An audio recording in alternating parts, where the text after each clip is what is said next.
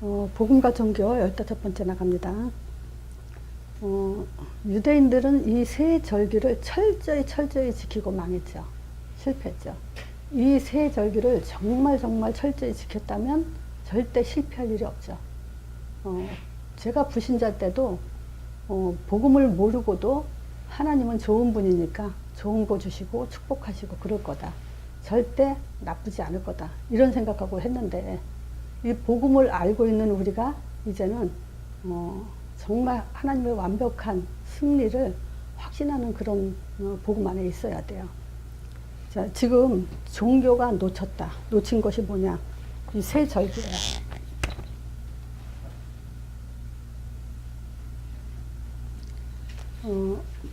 이 세 절기를 종교가 놓쳤다라고 얘기하는 것은요, 이 안에 들어있는 영적인 의미를 놓쳤다는 거예요. 세 절기를 철저히 지켰지만 실제 세 절기가 아니었죠. 우상숭배였죠. 유대인들은, 이스라엘 백성들은. 자, 그래서 우리가 지금 이스라엘 백성들의 유대인들 그러면 또 복습하건대 유대인 그러면 두 가지 생각을 해야죠. 이스라엘 백성 하면 두 가지 생각해야 되죠.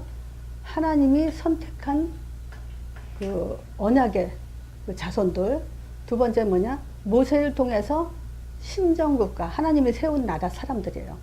근데 이런 사람들이 실패를 했다. 그건 절대 있을 수 없는 일이에요. 그래서 하나님이 이제 그 슬프다고 했고 정금이 변했다. 이런 얘기들을 했죠. 자, 보세요. 지금 이 종교가 놓친 이 세 절기. 이 절기는 예배예요. 그죠? 예배 드리면서 망했다. 이 얘기란 말이에요. 자, 근데 유대인 이스라엘 백성들이 예배 드리면서 실패했다는 것을 어떻게 쓰냐면요. 창세기 3장 문제 터지자마자 4장에 가인이 예배 실패했고요. 말라기서에 이스라엘의 그 시대적 문을 닫을 때도 예배 실패했다고 하나님이 책망을 했어요. 그래서 말라기서 1장 8절에 보면 뭐라 그랬냐면요. 지금 너네들이 예배 드렸지만 이 세 절기를 지켰지만 눈먼 희생을 드렸다. 또 병든 것으로 드렸다. 이렇게 두 가지 얘기예요. 예배를 드리긴 드리는데 지금 눈먼 희생은 뭐냐면 사실을 못 본다. 즉 다른 말로 뭐냐? 그리스도를 못 보고 있다. 이 얘기예요. 그리스도가 없는 지금 예배를 드리고 있다. 이 사실 그리스도를 못 보고 있다는 것은요. 지금 그리스도는 복음이죠. 복음이 없는 예배. 두 번째, 이 사단에 대해서 무지한 예배. 또 천사에 대해서도 무지한 예배. 정체성 잃어버린 예배. 이 네 가지를 모르는 것은 눈먼 희생이에요. 그리스도로 가지고 복음을 알게 되고요. 그리스도를 갖고 사단을 알게 되고 천사를 알게 되고 정체성을 알게 되죠. 이 복음은 우리 인생의 답이에요. 이 사단을 통해서 우리는 정말 문제가 뭔지 문제 보는 눈을 갖게 되고 또 말씀이 있는 모든 곳에 뭐가 있냐면 천사가 있어요. 그래서 말씀이 내 안에 있다는 것은 내 안에 말씀이 있으면 천사가 나를 위해서 수정두고 있죠. 자, 정체성도 마찬가지예요. 지금 자신을 모른다는 거죠. 정체성이 없다는 것은 모른다는 것은 내 자신이 실제 어떤 그 신분의 가치가 있는 존재인지를 지금 모르고 있다는 얘기죠. 그래서 저는 그래요. 이 복음 갖고 제일 지금 그 좋은 것이 뭐 복음은 우리가 그리스도 알고 문제를 알고 이제 영적 사실을 아니까 그 다음에 힘이 나는 것이 뭐냐면 나에 대한 정체성이에요. 이거는 교만이 아니라 정말 하나님이 줄 수 있는 힘을 한 번에 실어놓은 것이 바로 이 정체성이에요. 하나님 형상이라는 정체성. 지금 이스라엘 백성들이 이런 사실을 모르고 지금 예배를 드리고 있는 거예요. 자, 병든 것은 뭐냐면 틀린 예배를 드리고 있는 거죠. 틀린 예배. 이 말은 뭐냐면 6월절, 오순절, 수장절 이 예배를 절기를 지키면서도 틀리게 하고 있다는 얘기예요. 틀린 게 뭐냐? 종교심, 마음만 갖고 하나님께 나온다고 해서 그게 예배가 아니에요. 결국 이 종교심은 감정에 많이 치우쳐 있죠. 그리고 어떤 면에서는 하나의 신념이 되기도 하죠. 그래서 이 종교심은요, 이런 게 있어요. 우리가 지금 이 전도라는 사명을 갖고도 이게 성격상, 전도라는 사명이 아니라 이 성격상 신념이 강한 사람이 있고 약한 사람이 있어요. 우리가 사회에 나가서도 자기 일을 정말 책임감 있게 잘하는 사람이 있고 못하고 게으르고 막 이런 사람이 있잖아요. 그랬을 때 우리의 눈은 뭐냐면 게으른 사람을 이렇게 똑똑하지 못하다, 바보 같다 이렇게 얘기하지만 복음 안에서 그런 사람이 복음을 받으면요, 열심히 세상에 자기 관리를 잘하면서 승리하는 사람이 그 사람이 더 믿음 좋은 게 아니에요. 게으르고 못 알아들어도 복음을 갖고 있고 전도의 답을 낸 사람은 그 사람이 오히려 부지런한 사람이 될 수 있어요. 그러니까 우리는 그런 것들을 잘못 보고 있죠. 그래서 이 종교심이라는 건 또 예를 들자면요, 그 불교에서도 옛날에 그 순교 많이 했잖아요. 자기네 그 종교 가지고, 석가모니 가지고. 그 종교심이거든요. 그러니까 우리는 이 종교심이 강한 사람 가지고 믿음이라고 그걸 많이 착각을 했어요. 또 이 감정에도 많이 좌지우지했죠. 또 율법이 또 많이 강한 사람들이죠. 틀린 예배, 병든 예배라는 것은 율법이 강한다는 건 뭐죠? 지금 율법은 물론 자기 자신에게도 율법을 많이 쓰는 사람이 있어요. 자기 자책을 한다든지 또 열심히 하려고 하는 거 뭐 이런 것들로 가지고 그 잘 못하는 사람들을 또 판단하기도 하는 거죠. 그런 게 하나의 이제 율법이죠. 그러니까 육신적인 눈으로 잣대를 대는 거. 이런 말하자면 유대인들은 그 율법을 가지고 전통 규례 이런 거 가지고 뭐냐면 그거 잣대로 이방인들하고 함께 식사도 안 하고 만나지도 않고 이런 것들이 많이 활용이 됐잖아요. 그러니까 예배 드리면서 지금 이상한 거 가지고 지금 자기네들이 실패하고 있죠. 더군다나 이제 이 신비 같은 거. 신비 같은 경우 그렇죠. 다 하는 것 같은데 착각한 거. 이게 지금 그 11서 1장 가면 그거 있잖아. 지금 그 하나님이 뭐냐면 예수 그리스도로 말씀하시니라 그래요. 아들로 말씀하신다면서 거기에 천사 얘기 나오죠.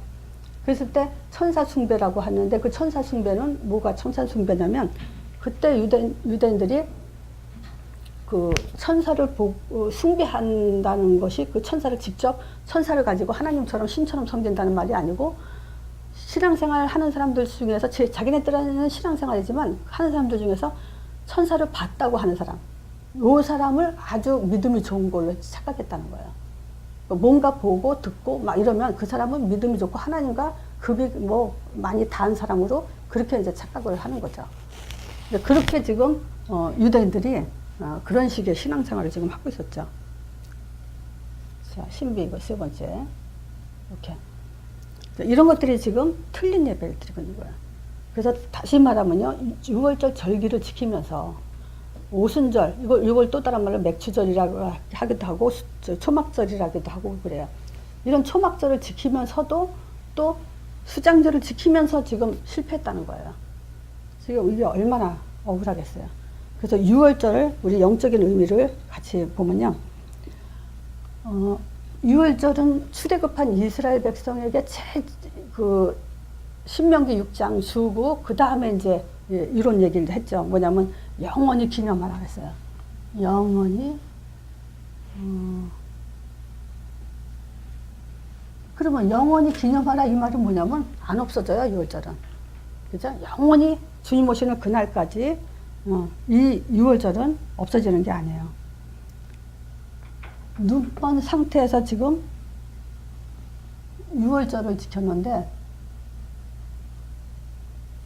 요것은 영적 문제 해결이에요.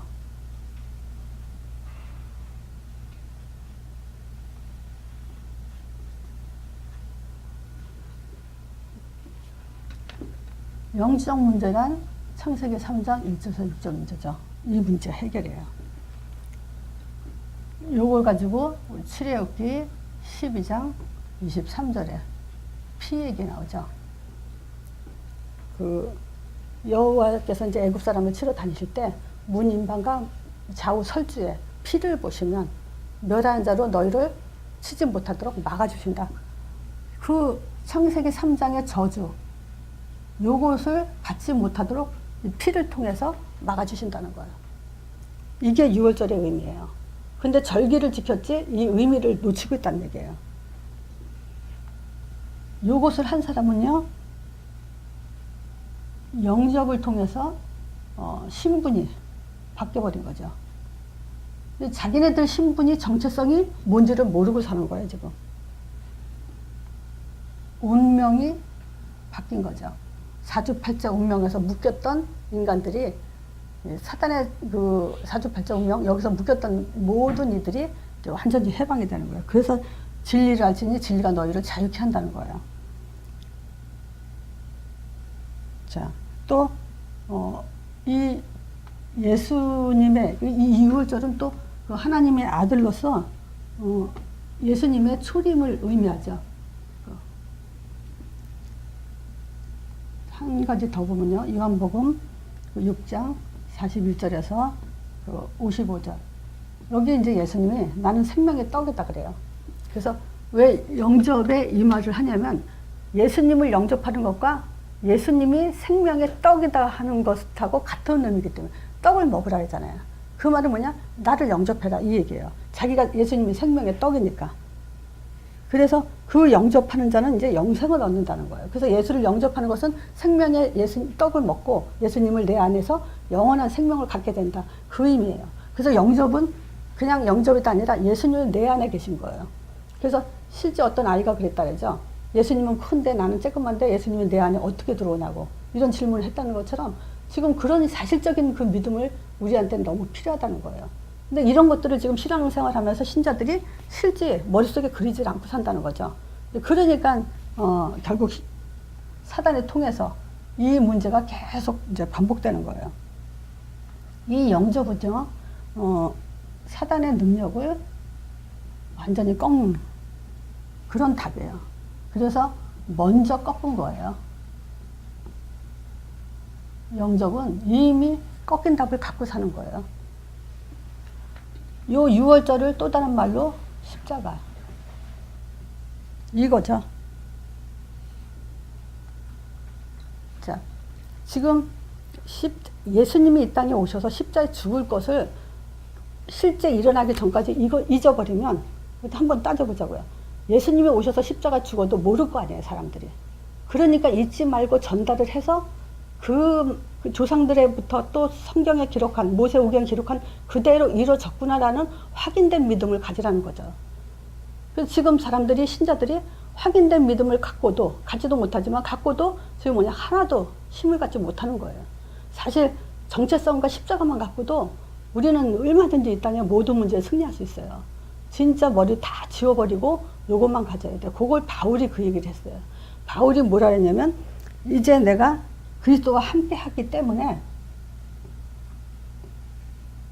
함께 십자가에 자기도 못 박혔다 그래요. 그래서 이제는 내가 산 것이 아니고 오직, 그러면서 오직 내 안에 그리스도만 있다 그러는 거예요. 그래서 왜 그 오직 그리스도만 사신 것이라고 바울이 더 고백을 하냐면요, 이제 자기가 육체 가운데 산다 하더라도 하나님께서 이제 그 나를 얼마나 사랑하냐, 나를 사랑해가지고 자기 아들을 보내서 자기 몸을 버리기까지 한 그 하나님 안에서 사는 거라고 얘기를 하는 거예요. 그래서 갈라디아서 2장 20절이죠, 이게 지금.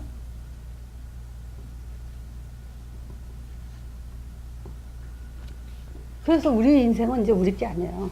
그리스도 것이지. 그래서 그리스도 안에서 그리스도의 삶을 지금 살아야 되는 것이 우리에게 지금 해야 될 그런 신앙생활이죠. 그럼 보세요. 내가 죽었어요. 그리고 오직 그리스도가 살았어. 그러면 어떻게 하면 과연 그게 그렇게 된 걸까요? 내 명철을 의지하지 말라 그래요. 내 생각을 의지하지 마라. 우리 생각은요, 상처가 들어가 있어요. 내 생각 속엔요, 자꾸 판단, 비판, 이런 것들만 남아있어요. 근데 이게 맞죠.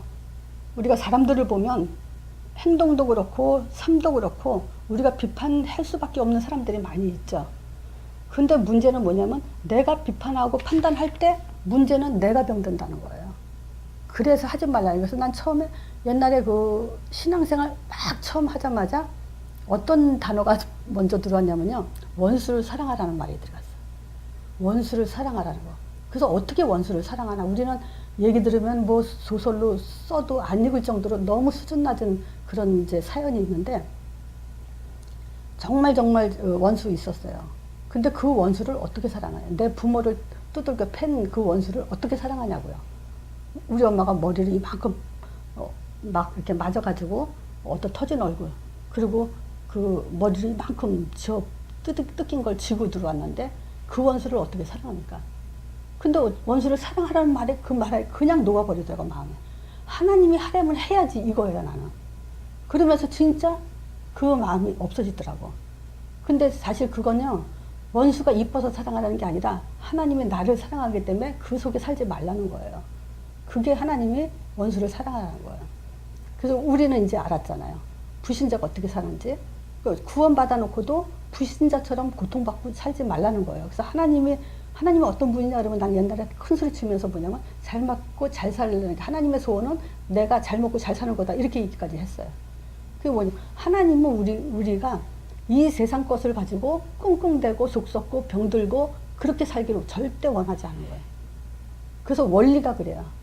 너는 내 일을 해라. 나는 너 일을 할게. 이거거든. 그렇게 거꾸로 된 원리란 말이야. 그래서 지난주에 그 제자라는 초점이 아주 중요해요. 그러니까 이런 것들은 결국 내가 판단할 때는 옳지만 그렇게 함으로 해서 내가 병든다는 거예요. 그래서 내 명철 의지하지 마라. 우리는 어차피 창세기 3장 그 속에 이제 영향을 받기 때문에. 그래서 지금 내가 죽고 그리스도만 남았다는 것은 이제 성령의 인도를 받는 거예요.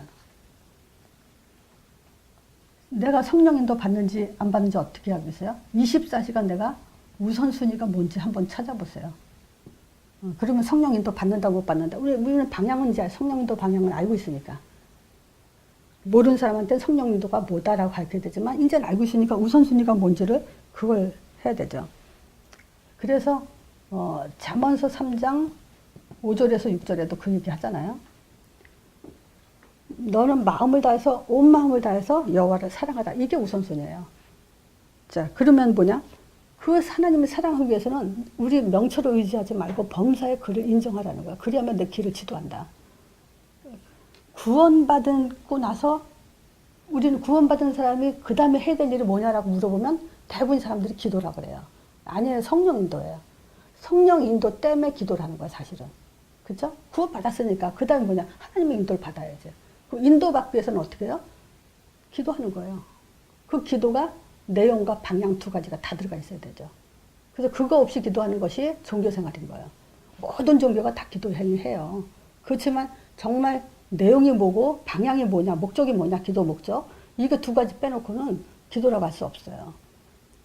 그래서 우리는 그 성령 인도는 뭐냐? 내용과 방향을 갖고 우선순위에 놓치지 말아야 돼요. 그래서 우리는 진짜 하나님이 주시는 응답을 받는 거죠. 이것도 이미 주시는 응답이에요. 그래서 묶이지 마라.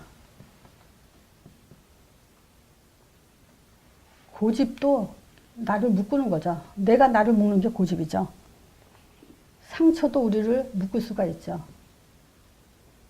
또 인간관계 이런 것도 묶일 수가 있죠. 문제나 환경이 우리를 묶을 수가 있죠. 그래서 사단 그러면 한마디로 말하면 묶는 것밖에 할 거 없어요. 걔는 사단은 권세도 힘도 있는 게 아니기 때문에 우리 스스로가 묶이게 하는 것밖에는 사단이 하지 않은 게 없어요. 자, 그래서 6월절을 한마디로 말하면 내가 죽고 그리스도가 내 안에 사는 것이에요. 자, 그리고 오순절이요. 요거는 이제 성령의 역사죠. 근데 그 6월절을 지키라고 하면서 그 다음에 사실은 이제 초막절이라고 얘기를 해요. 이 초막절은 뭐냐면 이스라엘 백성이 광야에 40년 동안 살 동안에 뭐냐면 집이 없으니까 이 초막, 성막 있죠? 이 천막으로 이렇게 집을 지어가지고 거기에서 살은 그거를 기념하는 게 초막절이에요. 그러니까 요걸 가지고 칠칠절이라고도 해요. 요거는 뭐냐, 그, 77이 49, 결국은 요게 오순절, 이렇게 이제 의미가 들어가죠. 그래서 6월절로 인해서 오는 응답이 이 오순절 응답이에요. 그래서 요 오순절을 설명하기 위해서 이 초막절이 좀 이해가 돼야 돼요.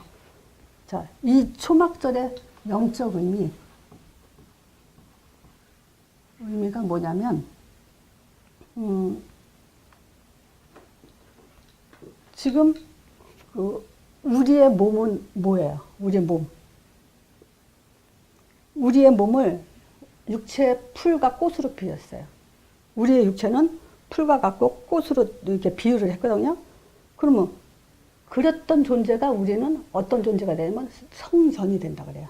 그렇죠? 우리는 풀과 같고 꽃과 같은 하나의 하잘것없는 그런 존재였다가 이 유월절을 통해서 이제 우리가 하나님이 내 안에 들어가서 성전이 되어버리죠. 그러니까 초막절은 어떤 면에서 예수님의 오셔서 몸된 그것을 상징하는 거예요. 예수님이 우리 몸은 풀과 꽃이잖아요.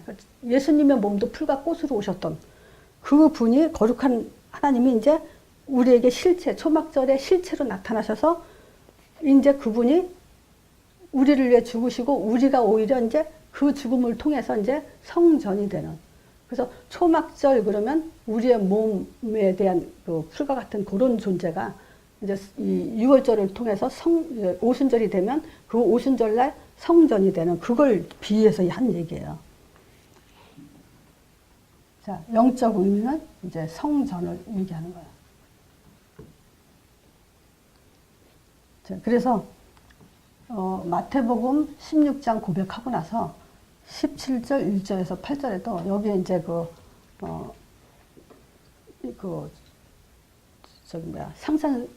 산성수녀 갑자기 생각이 안 나네. 어쨌든 예수님이 이제 그 그리스도 고백한 베드로와 요한, 야고보를 따로 이제 그 산에 부르시죠. 그 산에 불렀을 때 거기에 누가 있다 그랬어요? 그 엘리야도 있고 모세도 있고. 그래서 여기서 초막 셋을 짓고 같이 살자 그러죠. 그래서 이때 초막 얘기가 또 나오죠. 그때 그 하나님이 엘리야도 사라지고 모세도 사라지고 이제 예수만 남았더라. 이렇게 얘기가 나오죠. 그래서 요거는 뭐냐면 모든 율법, 신비에서 벗어난 참된 그 그리스도만 예수만 남았더라는 오직 그리스도만 남는 그런 진정한 성전을 말하는 거예요.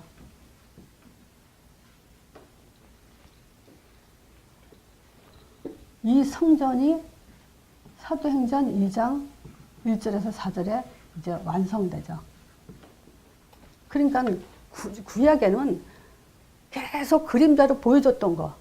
근데 그것이 뭘로 완성이 되냐? 한마디로 말하면 성령으로 완성됐다 이 얘기를 하는 거예요.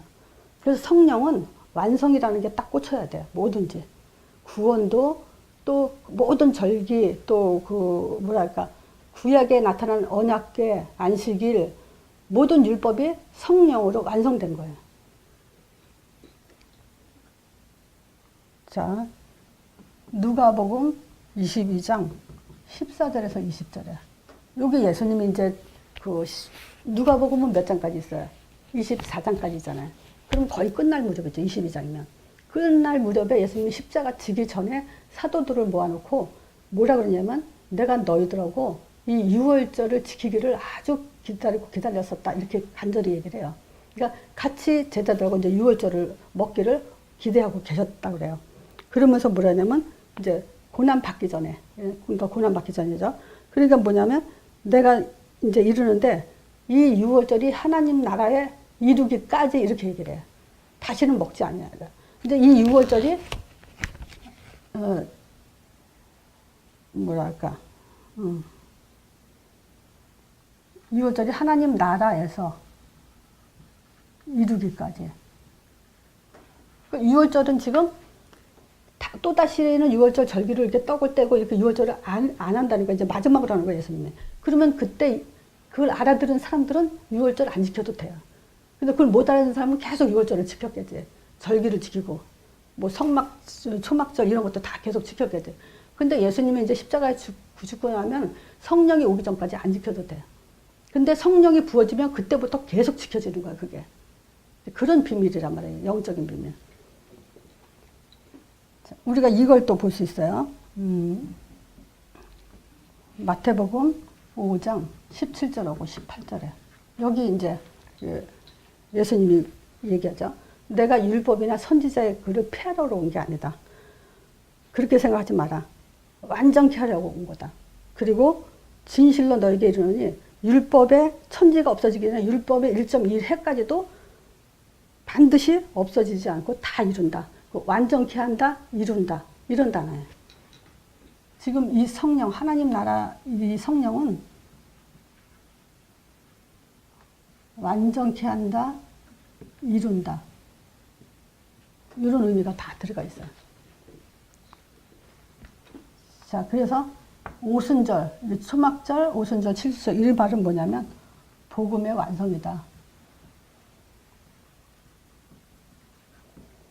그래서 우리가 또 많이 종교생활 때 속은 게 하나가 뭐냐면 성령 사역이죠. 왜 성령 역사 안 보이니까 이거 가지고 많이 속았잖아, 우리가. 근데 이 성령을 우리는 바로바로 이제 똑바로 가르쳐줘야 되는 게 뭐죠? 계시가 완성된 거다. 구원의 계시, 구원을 이루기까지의 그 계시가 완성된 거고, 또 모든 것이 완성되는데 이제 이 성령은 완성했으면 그 다음에 뭐냐 인도하고 응답한다는 그 초점이에요. 그래서 얼마나 이제 이 복음이 키가 확실하게 잡힌 것만큼 우리가 힘을 완전히 가질 수가 있죠. 그러니까 모든 게 완성됐어? 그러면 인도받고 응답받는 거예요. 근데 그 인도도 이제 사도행전 1장 8절이고 응답도 사도행전 1장 8절로 이제 딱 정해졌기 때문에 우리는 이제 뭐냐 얼마든지 이 사실을 전할 메시지가 이제 잣대가 확 쓴 거예요. 그래서 이걸 가지고 우리가 이제 인생을 산다면 하나님은 모든 걸 이루시죠, 이제. 자, 복음 완성 뭡니까? 구원 사역의 완성. 그래서 구원 사역 완성됐다면 뭘 얘기하는 거예요? 내주되는 거예요. 이게 완성이에요. 윗마늘이죠. 그럼 하나님 입장에서는 할 거 다 했다 이 얘기예요. 하나님 입장에서. 그럼 우리 입장에서 이제 뭐죠? 인도받아야 돼. 그래서 하나님은 사도행전 13장에 보면 5인 1조 팀이 생겼을 때 이제 내가 불러시키는 일을 위해서 이제 하라 그러죠. 가라. 그랬을 때 이거는 하나님이 다 책임지겠다 이 얘기예요. 이제 우리 신앙생활은 이 인도에 다 숨겨져 있어요. 이 안에 다 감춰져 있어요. 그런데 이제 인도를 왜 못 보냐? 대부분 여기에 묶여 있기 때문에. 그래서 이제 응답을 못 받는 거죠.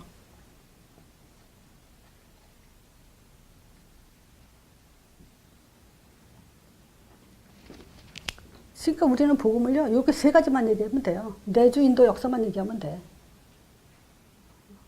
근데 이게 지금 요게 안 돼가지고 다른 복음으로 가지고 틀린 복음 갖고 성령 인도 받고 신비주의 기도하고 율법적인 신앙생활하고 이렇게 돼요. 자, 오순절 축복이에요. 예. 자, 수정절이 뭡니까? 천국을 창고에 곡식을 가득 채운 거죠.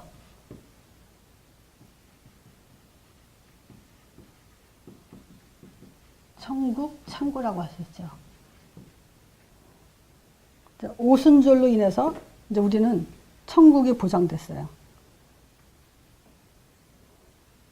로마서 12장 1절에 우리는 이제 삶이 영적 예배 속에 살아야 돼요.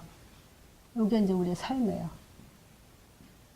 그러니까 우리 몸을 하나님께 산 제사로 드리라 그래요. 나를 하나님께 드려라 그래, 삶을. 그럼 생각해 보세요. 어떻게 하는 게 우리가 하나님께 산 제사로 드리는 걸까요? 어떻게 하는 게?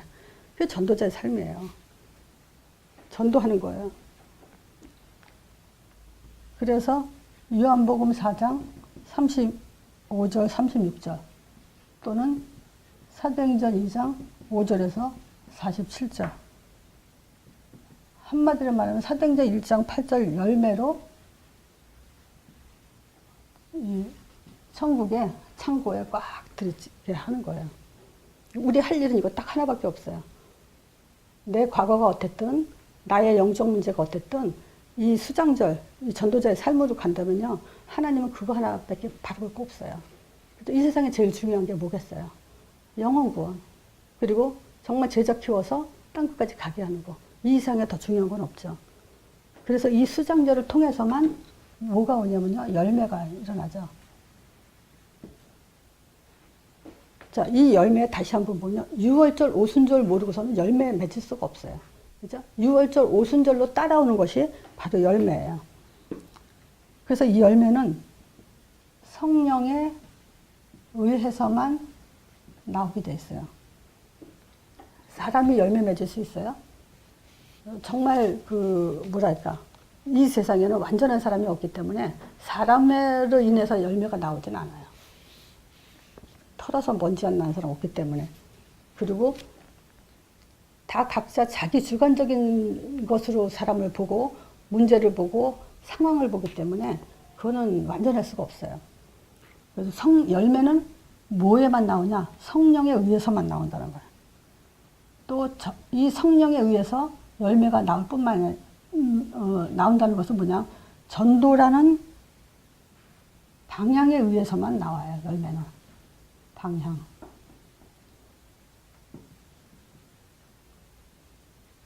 그렇잖아요. 전도라는 방향에서 나와야지 딴 데서 나올 수는 없잖아요. 뭐 떡 만든 사람이 떡 제자 나올 수 있고 열매 나올 수 있죠. 근데 그거는 세상 것이고 하나님의 열매는 전도 속에서만 나오죠. 그리고 말씀, 성취 안에서만 나오죠. 이런 열매는 한마디로 말하면 제자라고 그래요. 제자 딱 한 사람 보면 누굴 얘기할 수 있어요? 사도행전 9장 15절. 이런 사람이요. 이 바울이 부활하신 예수님 만났죠? 그리고 아나니아 만나서 눈이 이제 비닐로 가려진 것을 아나니아 동에서 치유를 받고 즉시로 회당에 가서 유대인의 말을 이렇게 이겼다 하는 요 사람이에요. 제자는 뭐냐? 그냥 즉시 전도하는 사람. 여기에 이제 말하자면 올인하는 사람이죠. 이게 진짜 제자예요. 자, 이 제자를 통해서 현장이 정복되게 돼 있죠. 그 증거가 이제 사도행전이에요. 자, 사도행전 11장 19절. 안디옥 교회가 열매예요. 제자를 통해서 나온 것이 교회예요. 두 번째, 사도행전 16장. 이제 아시죠? 사도행전 16장 그러면 지역 이름이 뭐가 나올까요? 복습 좀 하세요. 빌립보죠. 제자는 누구예요? 루디아죠. 그럼 사도행전 17장은 어디죠? 지역이? 데살로니가. 제자는 누구죠? 디모데. 사도행전 18장은 어디죠? 고린도 교회. 제자는 누구 나오죠? 브리스가 부부. 사도행전 19장이요. 어디죠? 에베소. 여기에도 이제 제자들이 많이 나오죠. 그 다음에 사도행전 28장. 로마죠. 그래서 로마서 보면 16장 인물들 나오죠. 이게 열매예요. 근데 이게 우리에게도 이 시대에 반드시 있어요. 어디 안에서? 6월절, 오순절, 수장절 안에서. 다른 거 가지고 열매 맺을 수 없어요. 자, 결론적으로 간단하게 정리를 하면요. 지금 우리가 말하는 이 복음, 성경이 말하는 복음, 바울이 로마서 1장 2절에서 4절에 복음의 정리하는 거. 이 복음은 하나님이 선지자들 말미암아 성경에 그 아들에 대해서 성경에 미리 약속한 거예요. 자, 이 복음은 뭐냐? 하나님의 아들을 말하는 거죠. 그분이 뭐 했어요? 육신으로는 다윗의 혈통을 낳고 성결의 영으로는 죽은 가운데 부활해서 하나님 아들로 인정됐다 했죠. 그분이 바로 예수 그리스도라고. 죽으시고 부활하신 분. 그분이 바로 예수예요. 그래서 이 예수 이름으로만 반드시 성령이 보내지게 돼 있어요. 그래서 지난주에 했죠. 성령인지 양령인지 어떻게 할 수 있냐? 예수 이름으로 역사하죠. 그리고 땅끝까지 내 증인이 되라. 이 언약 기도가 요것이 6월절이에요. 요것이 오순절이에요. 요것이 수장절이에요. 그래서 언약 기도는 우리는 계속 이 세 가지 절기를 영적으로 지키고 있는 거예요. 그럼 다시 말하면요. 아까도 말했지만 마태복음 5장 17, 18절 1.1획도 이 천지가 없어지기 전에 1.1획도 하나님의 말씀은 없어지지 않아요. 그래서 언약궤, 무슨 방주 이 모든 것이 없어지지 않아요. 그것은 다 완성됐다는 거죠. 그래서 우리는 완성된 그 성령의 하나님 나라의 그 충만함을 가지고 계속 어떻게 하면 하나님 나라가 임하는지, 성령의 충만함을 받는지, 구원이 완성되는지, 어떻게 인도받는지, 응답받는지를 계속 이 복음 5가지 가지고 설명을 해야 되는 거예요. 그래서 이제는 언약기도 할 때 6월절, 오순절, 수장절 그대로 지금 하나님 말씀은 하나도 땅에 떨어지지 않고 없어지지 않는 그 사실을 그대로 상기하면서 언약기도 해야 돼요. 그래서 얼마나 감사해요. 6월절 가지고 모든 저주를 막아줬죠. 못 들어오게. 또 오순절 가지고 모든 걸 완성시키고 다 줬죠. 그래서 이제 수장절에도 사실은 보세요. 열매가 다 준비되어 있던 거잖아요. 루디아의 마음을 여셔서 그곳에 빌립보 교회가 세워지게 다 해놓은 거예요. 근데 우리가 자꾸 뭐 한다고요? 묶인다고. 어디에 묶이겠어요? 내 고집과 생각과 체질과 환경과 이런 거 상처 이런 걸로 묶여버리는 거예요. 그래서 지난주에 제자의 그 자세 그런 제자들은 사람들이 말할 때 흠이 없도록 왜냐하면 네가 그 사람들의 책망을 흠이 있는 것을 책망을 해줄 거기 때문에 디도서에 얘기했죠. 네가 책망해 줄 사람이 네가 흠이 있으면 어떡하냐. 흠 없도록 해라. 그리고 제자에게 얘기한 거예요. 그래서 그게 이제 그 연예인들도 자기 관리를 하는데 우리가 전도제자인데 우리 관리를 안 하면 되겠습니까? 그래서 이 세 절기 종교가 놓친 이것을 이 영적의 의미를 가지고 한 주간도 승리하시기 바랍니다.